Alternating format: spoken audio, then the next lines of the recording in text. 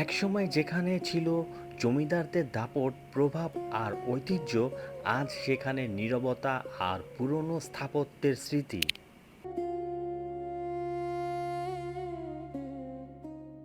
আমি চলে আসছি বাইল্যাপাড়া জমিদার বাড়ি। এই জায়গাটা বাইল্যাপাড়া নাম কেন দিয়েছে জানেন?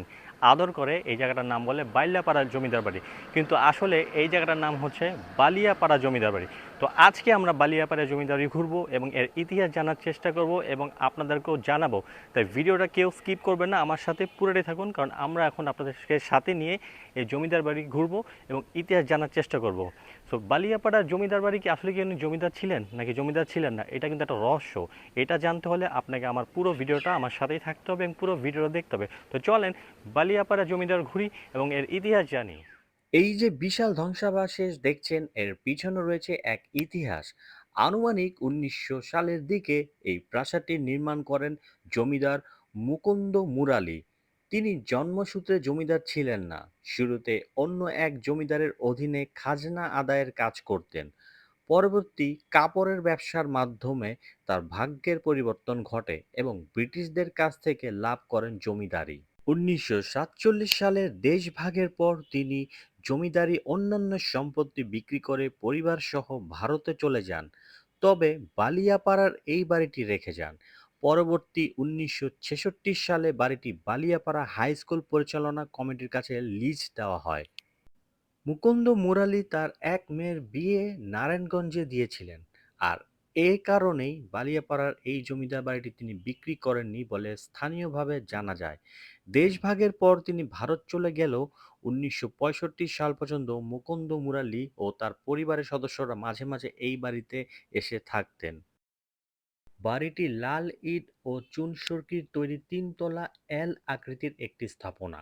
সময় ও অবহেলায় ভবনের অনেক অংশ জীর্ণ হয়ে গেলেও এর স্থাপত্য এখনও সেই সময়ের ঐতিহ্য ও আভিজাত্যের কথা মনে করিয়ে দেয়। পুরো স্থাপনা জুড়ে ছড়িয়ে আছে পুরনো দিনের নান্দনিক নির্মাণ শৈলীর ছাপ। বিভিন্ন নকশায় ফুটে উঠেছে তৎকালীন সময়ের রুচি ও আভিজাত্য। আপনারা দেখতেই পাচ্ছেন যে কতটা সুন্দর লাগছে দেখতে।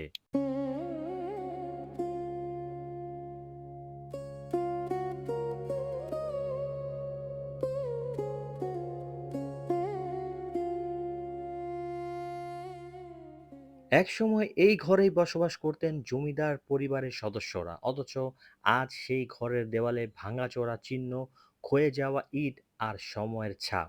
একসময় যেখানে ছিল জীবনযাত্রার ব্যস্ততা, আজ সেখানে নীরবতাই যেন অতীতের গল্প বলে। চলুন আপনাদের সঙ্গে পরিচয় করিয়ে দিই এই জমিদার পরিবারের অষ্টম বংশধরের সঙ্গে, যিনি এই বংশের ৮ প্রজন্ম পরের উত্তরসূরি। তার কাছ থেকে শুনে নেওয়া যাক এই জমিদার বাড়ির কিছু অজানা ইতিহাস ও স্মৃতির কথা। জি, আপনার নাম কি? বাদলচন্দ্র বুধবার। আচ্ছা, আপনি এই বাড়ির ইতিহাস সম্বন্ধে কি জানেন? বাড়ির এই যে সম্বন্ধে জন্মস্থানীয় আমার এটা, আমি এইটুকু জানি যে আমরা যে কয় ব্যয় আছি, এখন যে এই বাড়ি সব চলে যাই, তাহলে মানে এই বাড়ি রাষ্ট্রপুরুষ বার হয়। আর আমার জন্মদাতার নাম হলো বংশবন্ধন বুধবার। আচ্ছা, আপনি কততম বংশধর বললেন? মানে অষ্টম, মানে অষ্টম। উনি হচ্ছে জমিদার ছোট ভাই কিশোর কিশোর মোহন বুধবারের ছোট ভাই হলো রোহন বুধবার। জমিদার। আচ্ছা, এই জমিদার বাড়ির নামটা কি? এইটা জমিদার বাড়ির নাম হলো, জমিদার বাড়ি এখন যদি ওইটা বলে তো জমিদার বাড়ি আছে হলো সামনে কিশোর মোহন বুধবার, আমাদের টাকা হন। কিশোর মোহন বুধবার আচ্ছা। এই জমিদার, তার ছোট ভাই হলো ব্রহ্মণ বুধবার। ও আচ্ছা, জমিদার ছোট ভাই এটা। হ্যাঁ হ্যাঁ, 400 বছর বললাম যে 50 করলে 400 বছর হইব, তোমার আমার 70 বছর চলতেছে। প্রায় মোগলের সময় না ব্রিটিশের সময় এটা মানে আমি তো বললাম মুঘলের সময়, মোগলের। মুঘলের সময় মনে করেন আমার 70 বছর চলতেছে। আমার একটা আইডিয়া দিলাম, আপনার 50 করলে 400 বছর হইব বাড়িটা, আমার 70 বছর চলতেছে। কথা চলে যাওয়ার পর আপনাদের পেশা কি ছিল? আপনাদের না, এই জমিদার আমার পেশা ছিল মানে মিষ্টি কাজ জন্য। মিষ্টি। হ্যাঁ, আমার মিষ্টি কাজ করতো। আচ্ছা, ধন্যবাদ আপনাকে আমাদের একটু তথ্যটা জানার জন্য, ভালো লাগলো। ভিডিও আমরা তো দেখিনি, আমার শাশুড়িরা কইছে। আমরা দেখি আচ্ছা, আপনারা এই বংশধর ছিলেন? বংশধর ছিল আমার শাশুড়িরা। আপনার শাশুড়িরা ছিল এখানে না? কত বছর পর চলে গেছে? আমি কইতে পারি না, আমার শাশুড়িরা খালি দেখছি, এনকার বংশধর দেখি না। মানে আপনাদের বংশ টিকে আছে না এখন আছে? মানে আছে শুনি ভারত। আচ্ছা আচ্ছা, আপনার নাম? আমার নাম শোভা রানী।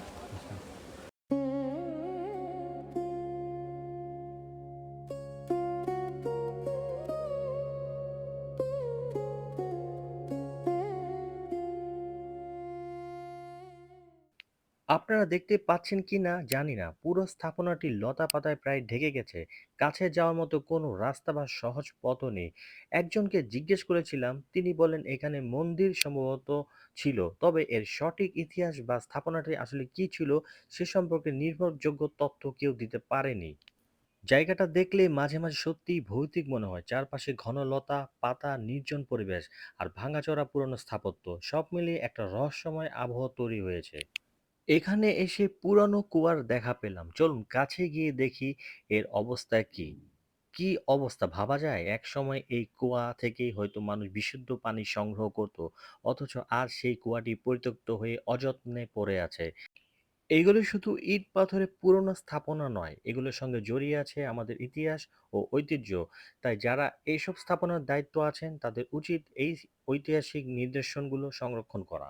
সো আপনারা দেখতেই পেলেন যে আমি কিন্তু আপনাদেরকে জমিদার বাড়ি মোটামুটি ঘুরিয়ে দেখালাম এবং ইতিহাস জানার চেষ্টা করলাম। সো আমি একটু লোকেশনটা বলে দিই। এটা হচ্ছে আপনি গুলিস্তান থেকে যে কোনো বাসে আসতে পারবেন। জায়গাটার নাম হচ্ছে ২৫০০। এখানে নেমে আপনি যে কোনো একটা অটোতে উঠে ৭ কিলোমিটার দূরেই বালিয়াপাড়া জমিদার বাড়ি চলে আসতে পারবেন। সো আমাদের আসতে বাসের ভাড়া নিয়েছে ১৫০ টাকা এবং এখানে অটো ভাড়া নিচ্ছে ১৫০ টাকা। সো তারপর আমরা চলে আসছি বালিয়াপাড়া জমিদার বাড়ি। তো আজকের ভিডিও যদি আপনাদের ভালো লাগে অবশ্যই আমার ভিডিওতে একটি লাইক কমেন্ট শেয়ার করে আমার জমিদার বাড়ির গল্পটিকে পেজটিকে ফলো করে রাখবেন। আর বাংলাদেশের এমন হারিয়ে যেতে বসা জমিদার বাড়ি ও ঐতিহাসিক স্থাপনার গল্প দেখতে সঙ্গে থাকুন জমিদার বাড়ির গল্পের সাথে। আবার দেখা হবে নতুন কোনো ইতিহাসের ঠিকানায়।